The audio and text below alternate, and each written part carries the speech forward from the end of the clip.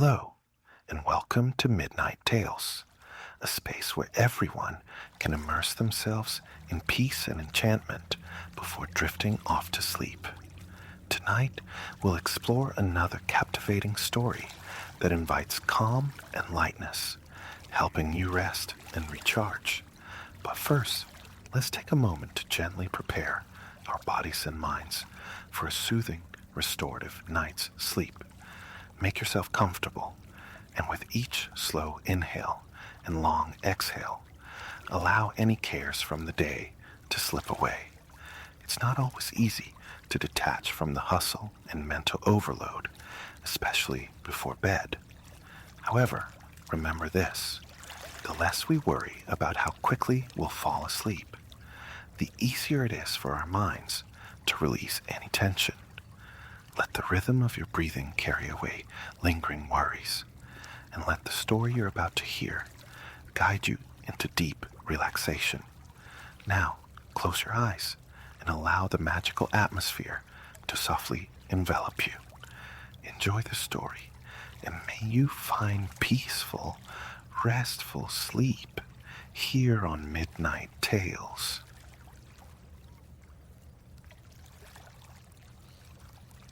Before you stands a sun-drenched canary-yellow cottage, almost swallowed by an exuberant embrace of emerald foliage. A slender path, paved with time-smooth stones, meanders towards its welcoming, weathered wooden door.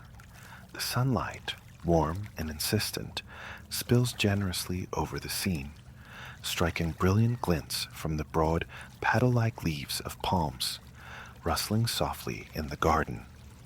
The very air feels thick, laden with a potent cocktail of ripening fruit, damp earth, and the elusive perfume of unseen blossoms.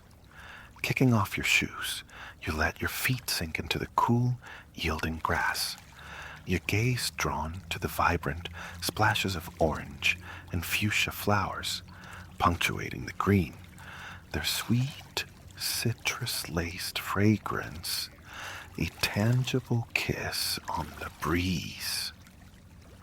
From the cottage's shaded doorway emerges a woman, her smile as radiant as the hibiscus blooms nearby.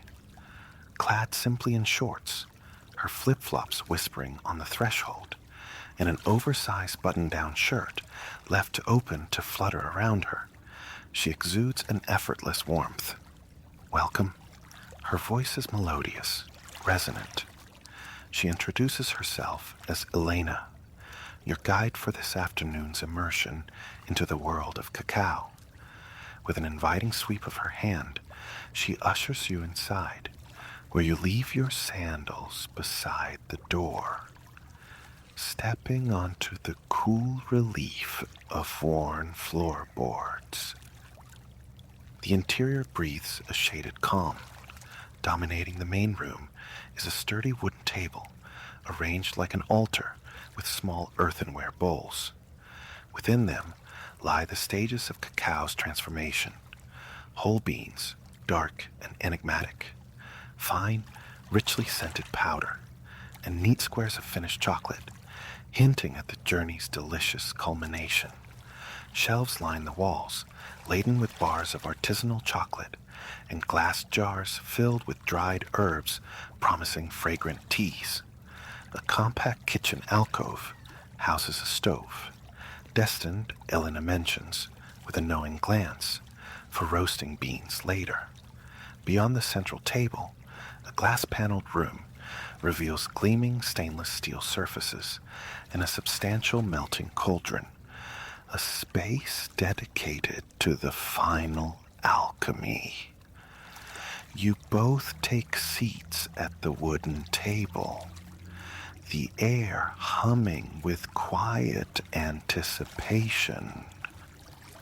Elena begins to weave the story of this place, explaining how her family has stewarded these cacao groves for 3 generations, guardians of a fruit deeply revered in the local indigenous culture.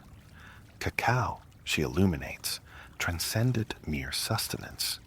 It was currency, a sacred element in ancient ceremonies, traditions that echo still today. She slides a bowl towards you, filled with the raw beans. Selecting one, you feel its smooth, cool surface against your palm, inhaling its deep, loamy aroma. Tentatively, you bite down. A profound, almost startling bitterness floods your senses, sharp yet strangely grounding. Next come the nibs, rougher, fragmented pieces you sift through your fingers. Popping a few into your mouth reveals their granular texture, the concentrated, unadorned essence of the bean. Finally, a square of finished chocolate, already yielding slightly to the room's warmth.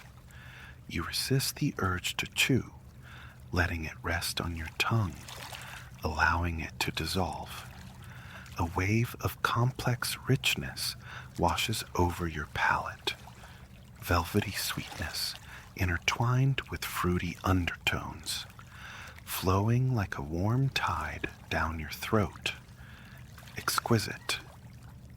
A vibrant energy, quite distinct from caffeine's nervous buzz, stirs within you, a direct inheritance from the chocolate just tasted. Elena nods, acknowledging the sensation. Cacao offers strength, she affirms, a steady power, not the agitation of coffee. Its deeper health benefits, she promises, will become clear. Rising, she leads the way back towards the door.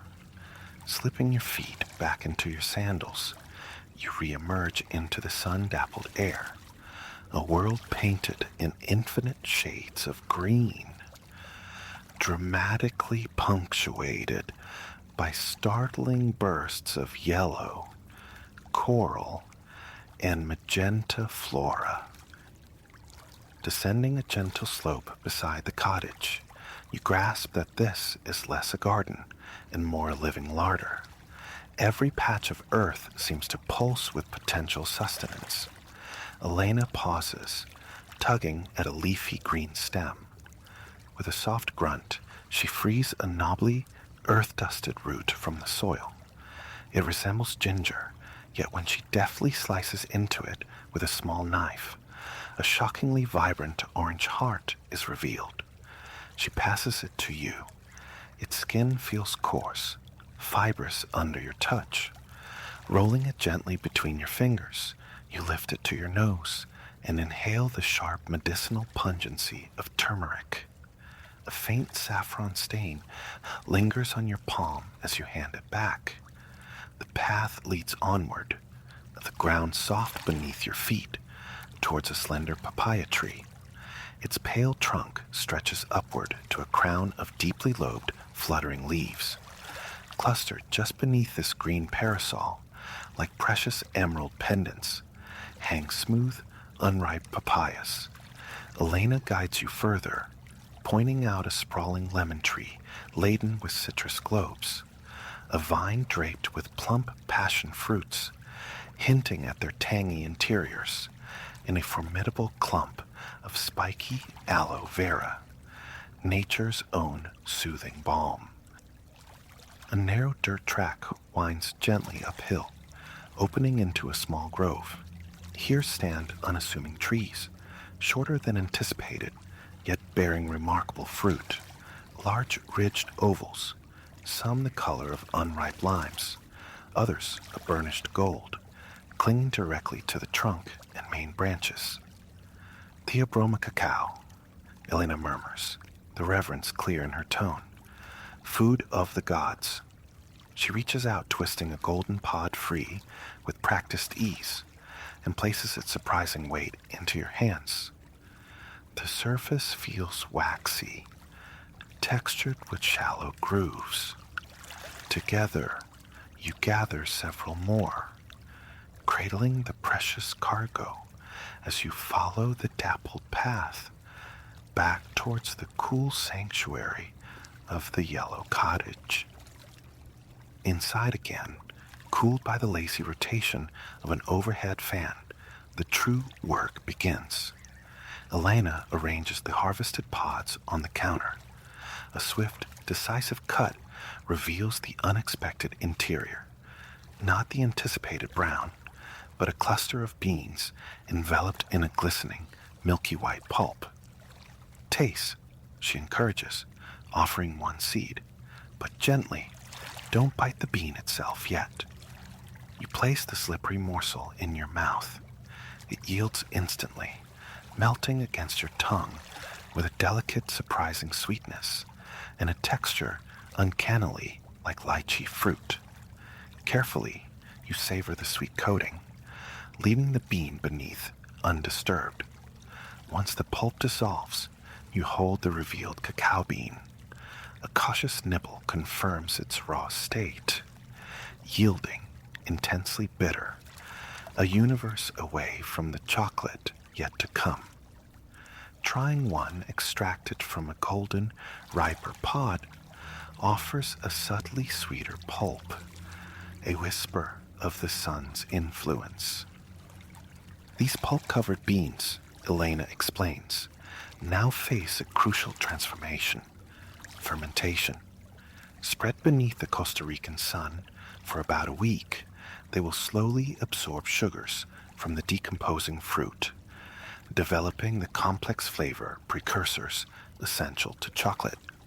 She then produces a bowl of beans that have already undergone this vital process, darker now, drier, carrying a faint, fermented tang. Moving to the stove, a click ignites the gas ring. Beneath a wide, heavy pan, you pour in the fermented beans. Almost immediately, as you begin to stir them over the steady heat, the air begins to blossom with the unmistakable, deeply comforting aroma of roasting cacao. The beans skitter and clink against the hot metal, their color deepening. After several minutes of your constant stirring, Elena declares them ready. Poured onto a plate to cool slightly, you select one. Still radiating warmth, you bite down. The outer shell offers a satisfying crackle, yielding to an interior that floods your mouth with a pure, warm cocoa essence, a stark, utterly delightful contrast to the raw bean's earlier bitterness. You savor it slowly, appreciating this first true glimpse of chocolate soul. After roasting a larger quantity, the bowl now brimming with fragrant beans, you follow Elena past the glass-walled chocolate lab and out onto a shaded back deck. Two sturdy, hand-crank grinders stand sentinel. Just beyond the deck's edge, sprawling across the lawn, long tables hold trays lined with broad banana leaves, displaying beans in various stages of sun-drenched fermentation. Returning to the task, you feed the roasted beans into the hopper of the first grinder. Turning the crank sets the mechanism to work, its rhythmic crunching breaking the whole beans into coarse fragments, cacao nibs, that tumble into a waiting tray below. This vigorous action liberates an intensified chocolate perfume, so potent it conjures fleeting, half-forgotten childhood memories of sweet indulgence. Cupping a handful of the warm nibs, you inhale their rich scent deeply before letting them cascade through your fingers. You continue feeding the grinder, the steady turning of the handle a satisfying counterpoint to the backdrop of lush greenery. Once all the beans are cracked, Elena demonstrates the ancient art of winnowing. Scooping up handfuls of nibs mixed with their loosened shells, she lets them fall from her raised hands. The gentle breeze catches the lighter, papery husks, carrying them away, while the denser nibs drop cleanly back into the tray. You mimic the motion, feeling the satisfying weight of the cacao raining through your grasp as the shells drift away like brown confetti, carpeting the earth below and adding their own subtle layer to the fragrant air. Birdsong weaves through the quiet industry, a soft breeze cooling your skin. A profound sense of well-being settles over you, a delight woven from sunshine, scent, and satisfying labor, even before the final prize is revealed.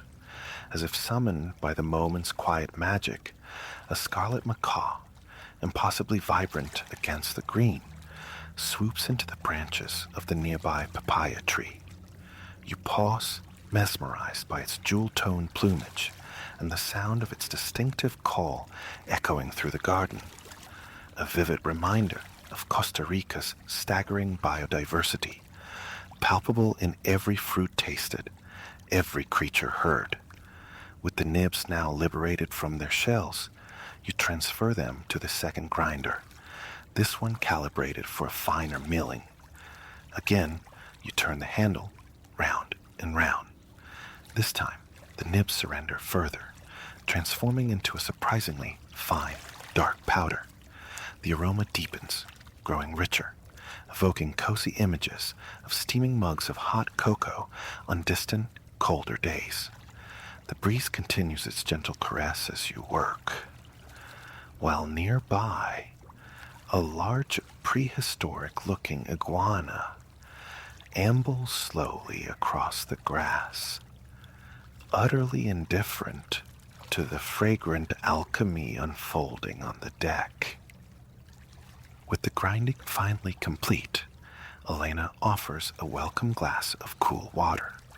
You drink gratefully, wiping a sheen of perspiration from your brow. It's physical work, this chocolate crafting, yet deeply rewarding. Pausing, you inhale. The pervasive chocolate scent now marries beautifully with the garden's lingering floral exhalations, an intoxicating perfume unique to this moment. Refreshed, you carry the tray laden with fine cacao powder back inside, entering the small, glass-walled chamber glimpsed earlier. It feels cooler here, more modern, dominated by a gleaming stainless steel counter.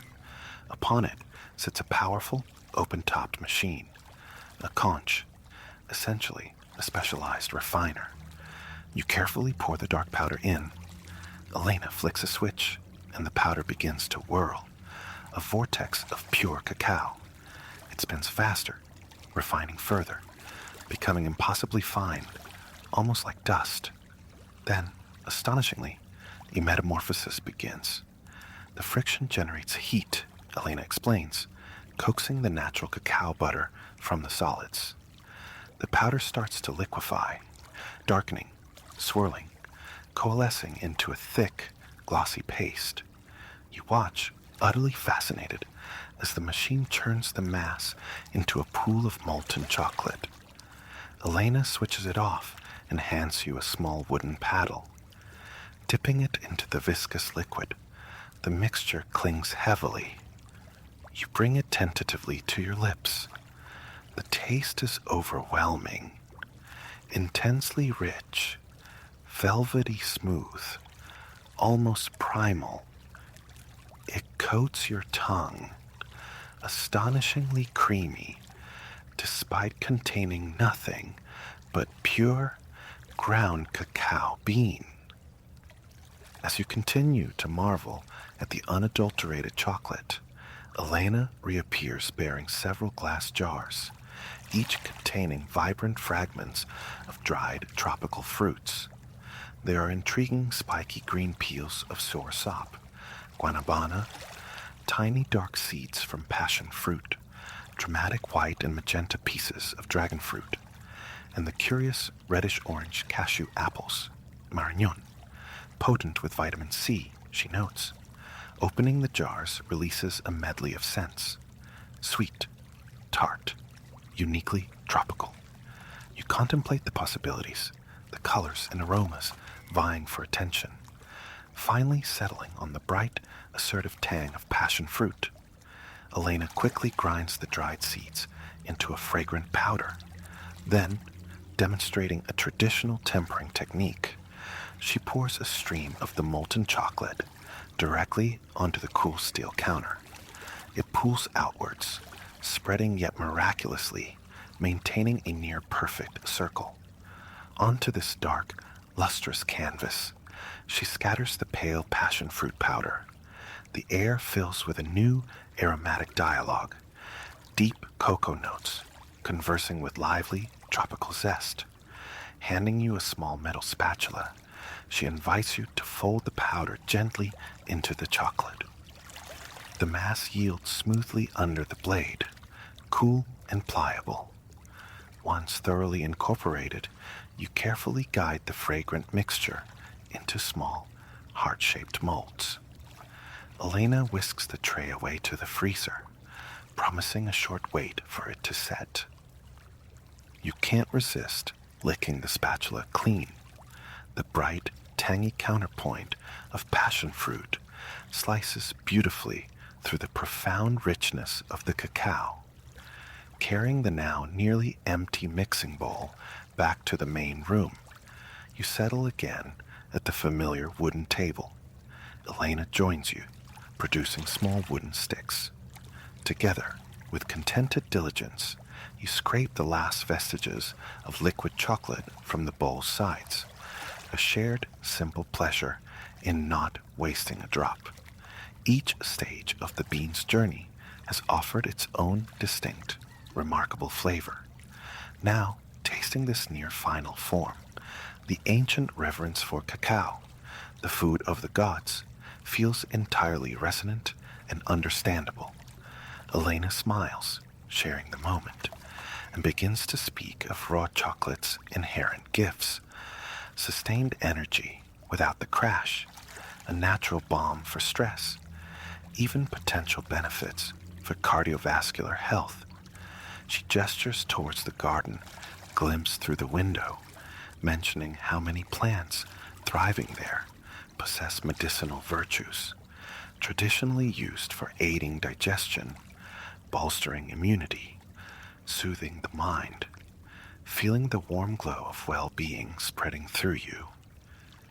Undeniably fueled by the potent chocolate you've consumed, her words land with the weight of self-evident truth. Conversation flows easily, punctuated by comfortable silences as you wait, becoming more attuned to the quiet sounds of the house, the occasional settling creak of wood, the soft whisper of the fan overhead. Before long, Elena returns, presenting a small plate where cool, dark chocolate hearts rest. You pick one up. It feels solid, cool against your skin, yet begins to yield almost instantly to the warmth of your fingers. You place it carefully in your mouth, letting it rest on your tongue. As it slowly melts, the flavors seem even more focused, more intense and defined than in the liquid state. The inherent slight bitterness of the pure cacao provides a perfect foundation for its natural creaminess, while the passion fruit sings through clearly, a bright thread of sweet tartness woven into the richness. There's a profound satisfaction, a unique delight in tasting something crafted largely by your own hands, from ingredients nurtured by this very soil. Elena mentions casually that the liquid chocolate, when blended with warm milk, creates an unparalleled hot cocoa.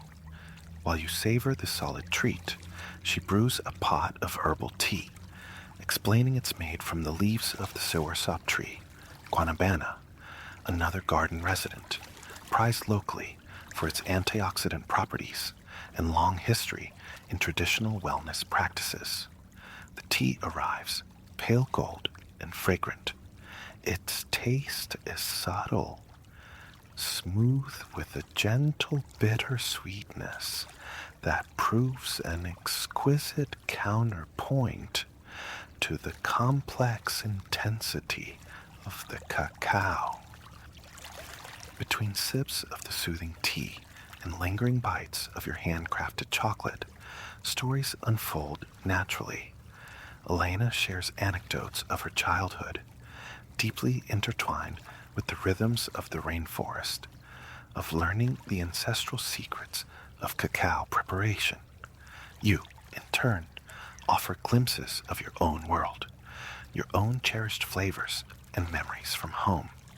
Outside, the light continues its transformation, the fierce afternoon sun surrendering fully to the soft hues of dusk. You take the final piece of chocolate from the plate, letting it dissolve slowly, deliberately on your tongue, a wave of pure, uncomplicated contentment washing through you. Heavenly is the only word that seems to fit.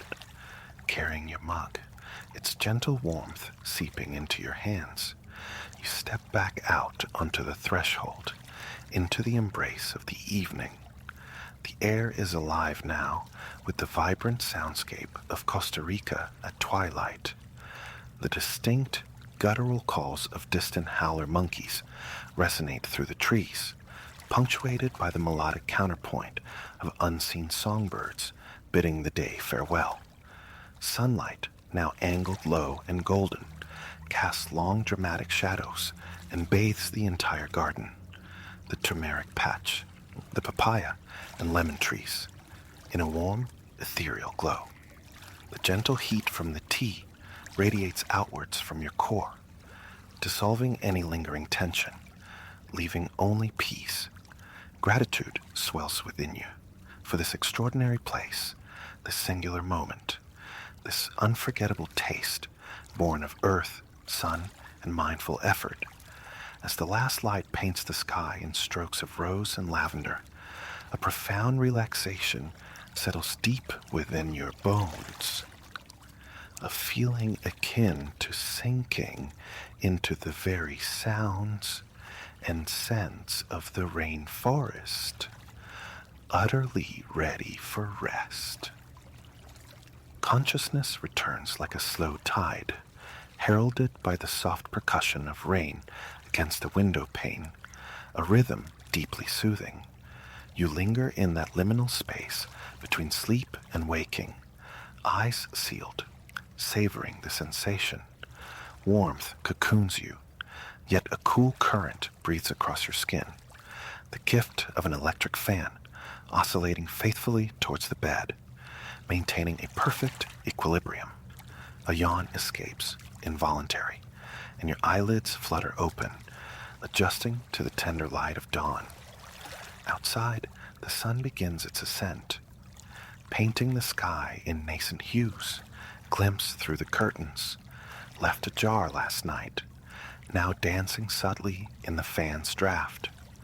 Adrift in the comfort of the bed, reflections of the journey surface. Air travel had brought you here, to the resplendent Philippines, an archipelago boasting over 7,000 islands. Yesterday culminated in Manila, the sprawling capital.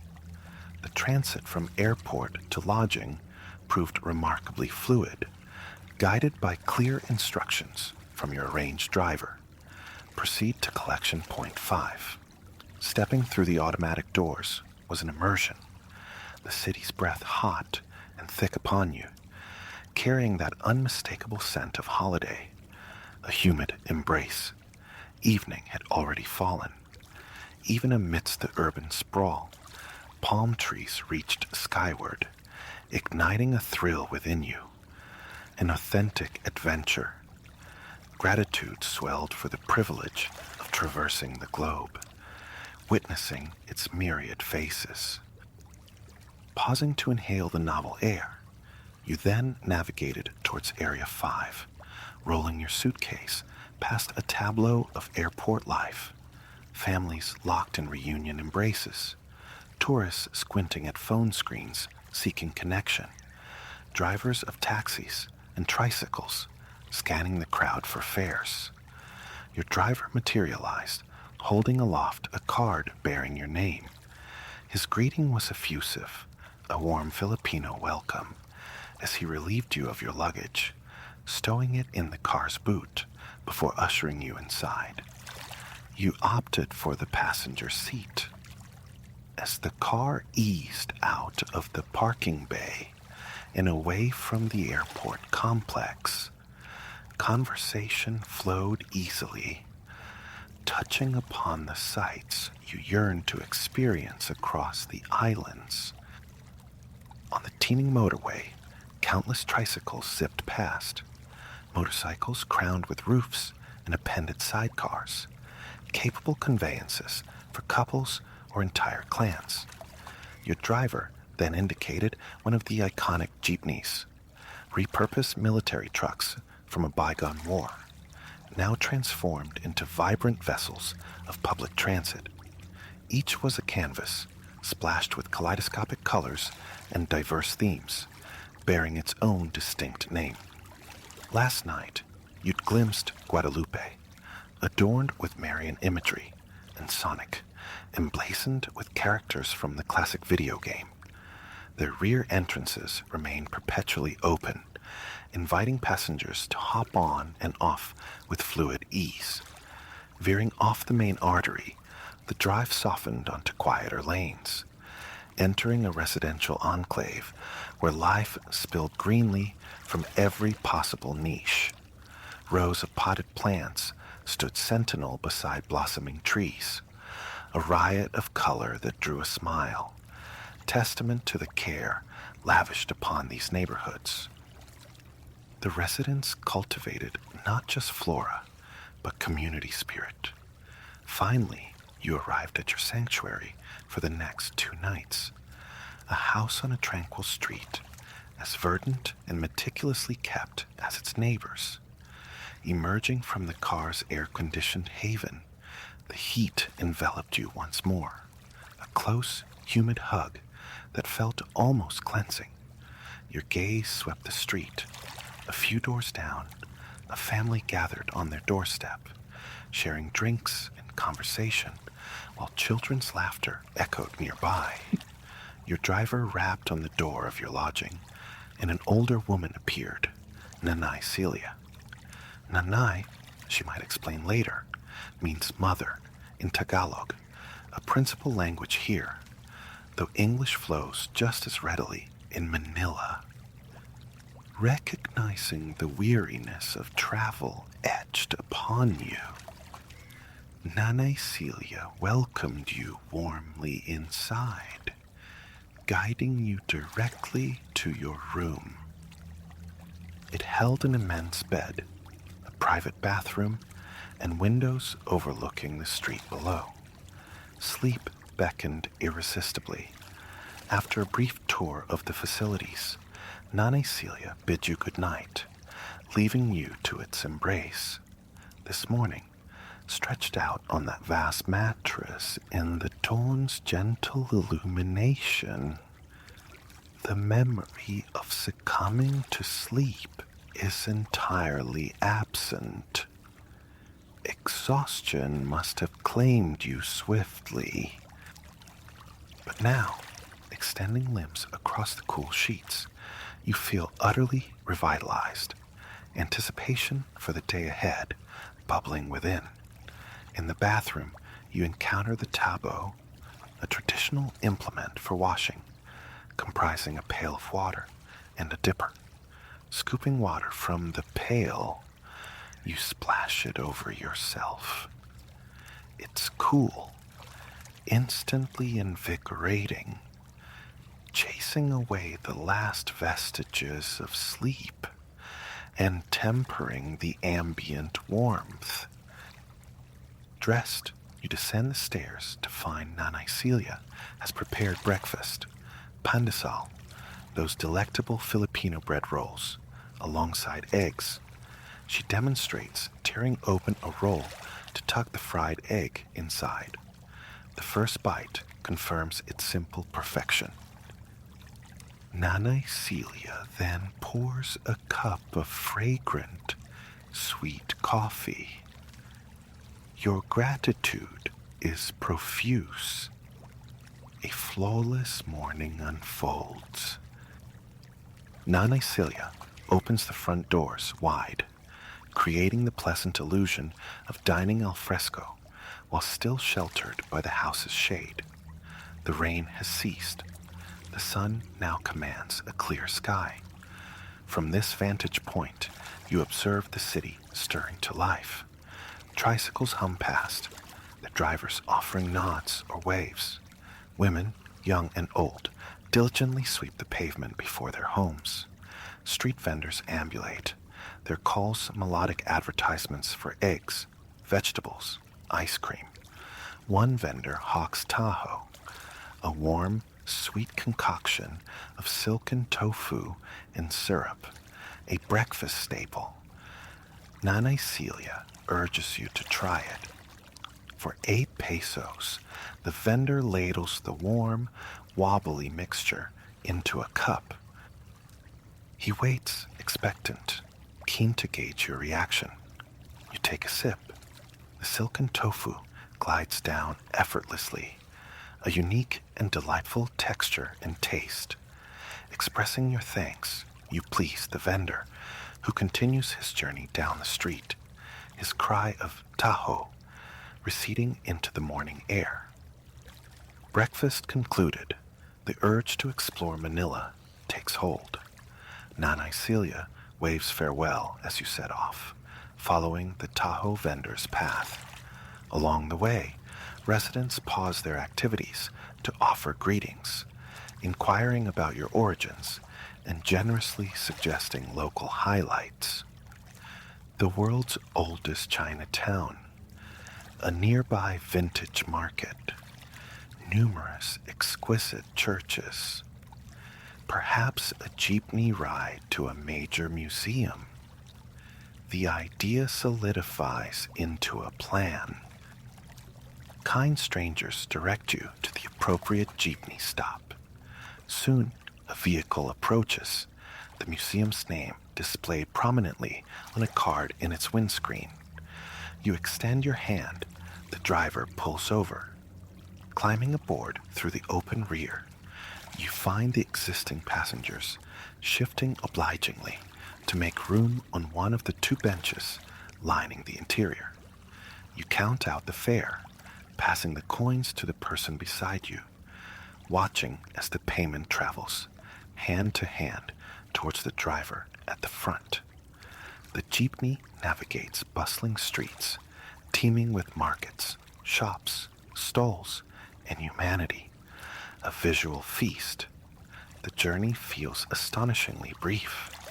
The jeepney halts directly outside the museum, and you disembark. The edifice is monumental, white, fronted by imposing columns guarding expansive doors. Stepping inside is like entering a sanctuary of cool, conditioned air. Various sections beckon, but today the Museum of Fine Arts captures your interest. Its scale is immense, housing some 30 galleries filled with works by 19th century Filipino masters, alongside creations by contemporary painters, sculptors, and printmakers. Here resides art of breathtaking beauty. You pause before a particular painting, absorbing its colors, deciphering the narrative woven in pigment. It's a large-scale piece, dense with detail, depicting facets of life in the Philippine provinces: families, laborers, animals, daily activities, sports. The style hints at cubism, perhaps, dominated by blues and greens, punctuated with vibrant reds. It's rich, alive, revealing more layers the longer you gaze. Hours could dissolve, simply contemplating this single canvas.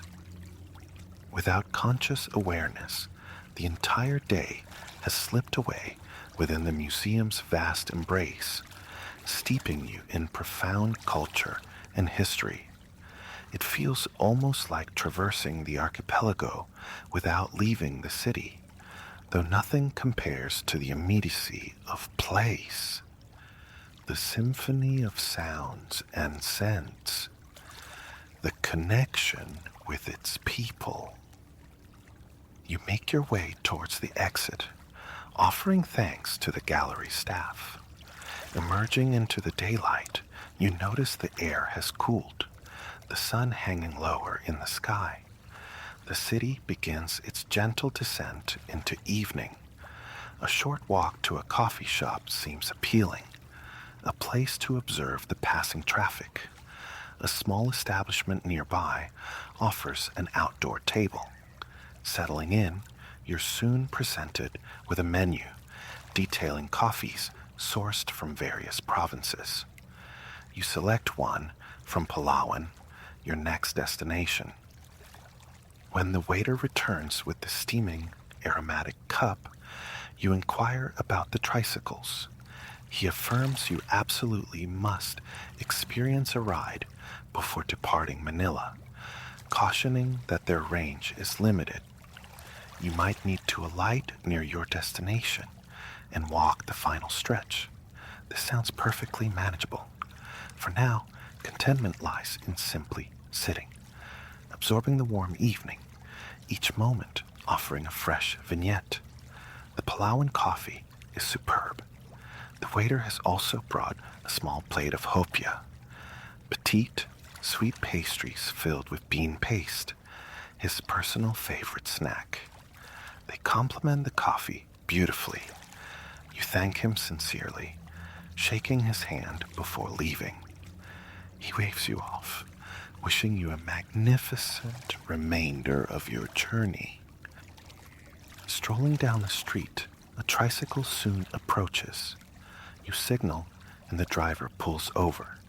He inquires about your destination. You provide Nanay Celia's address. Nodding, he confirms he can drop you nearby, around the corner. He offers a choice, the sidecar or the seat behind him on the motorcycle. You choose the sidecar, a compact enclosure, open on one side, containing a single seat. And then you're off, zipping along the road, a delightful breeze rushing through the open sidecar. The tricycle proves nimbler than the jeepney, adept at navigating narrow gaps and smaller thoroughfares. Gradually, the surroundings become familiar. Recognition dawns. Last night, you recall passing a distinctive, large white house on the corner before your turn. Its windows adorned with curved metal railings overflowing with plants. There it is now. The driver pulls to the curb. You climb out, minding the low roof. He confirms you know your way from here before accelerating away. Avian vespers begin as you turn down the street marked by the White House. As you walk, people seated outside their homes offer greetings. You recognize faces from the morning, those who offered sightseeing advice and jeepney directions. They inquire about your day. You recount your enjoyment of the museum and your first taste of hopia. They chuckle, playfully instructing you to bring some back next time. Laughing, you promise you will.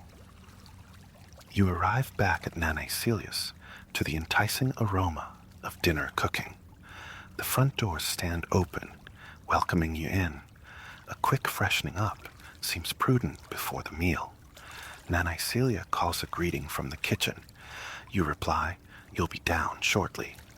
"Si," she responds. "Go ahead." "Oh, sure." Standing before the basin, you turn the tap, letting cool water cascade over your hands. Lathering the soap between your palms, you work up a froth, rinsing thoroughly before leaning over to splash your face. The cool water is instantly reviving. Reaching for a soft towel hanging nearby, you gently pat your skin dry. Much better. Descending the stairs once more, drawn by the delicious scent, you find the table laden with a wonderful meal. A large bowl brimming with vegetables in a rich, tomato-based sauce immediately captures your attention. Pinakbet, a popular dish, served alongside fluffy white rice. Nanay Celia emerges from the kitchen bearing the rice bowl. She serves you a generous portion onto your plate as you murmur thanks. Next, you spoon some pinakbet over the rice, its sauce mingling invitingly. Your mouth waters in anticipation. Politely, you wait for Nanay Celia to serve herself before taking your first bite, wanting to share the experience. Loading your spoon with rice, sauce, and vegetables, you finally taste it. Perfection. The vegetables are tender, yet retain their integrity, the rice light and distinct. You recount your day, vividly describing the painting that so captivated you. As you detail its features, she nods knowingly. It's by her favorite painter, Vicente Manansala. When she asks your impression of Manila, you declare it one of the most uniquely wonderful places you've ever encountered. Your appreciation pleases her. Pride in her country shines through. She shares that Manila has always been her home, though she spent time in Aurora province, where family resides. She speaks of her 2 children, also Manila residents, and her 3 grandchildren. Her husband, she explains, spent his entire career as a captain on cargo ships. Rising, she retrieves a photograph of him in uniform, a man with a kind face, saluting the camera smartly. Nanay Celia speaks of him with deep affection. Her pride as a wife is palpable. Before retirement, she recounts, he would be away for 9 months at a stretch. The lengthy separations were initially difficult, but became a familiar rhythm. Upon his return, he'd regale her with tales of his global voyages, always bearing gifts for her and the children. Currently, he's visiting friends in Aurora. Otherwise, he'd be here. A pity you missed him this time, Nanay Celia remarks. He is great fun. Next visit, you must meet him. Share dinner with us both. Smiling, you assure her you will. A profound sense of safety and ease settles over you in Nanay Celia's presence. She possesses a natural gift for making guests feel utterly at home, cared for. It feels as if you've known her far longer than a single day. She then proudly displays photos of her children and grandchildren, narrating their accomplishments. She radiates grandmotherly warmth. You tell her sincerely that her family is fortunate indeed. Soon, your eyelids grow heavy. Nanay Celia gently suggests it's time for rest, mindful of the long journey awaiting you tomorrow. Travel to Palawan, a large island province famed for its staggering beauty, located at the southwestern edge of the Philippines. Anticipation stirs at the thought. Upstairs, you open the door to your room. Switching on the fan sends ripples across the bed sheets. You slip beneath them, head sinking into the pillow. Closing your eyes, you attune to the fan's rhythmic sweep, its gentle breeze creating the perfect ambient temperature. Images of Palawan, gleaned from booking websites, drift into your mind.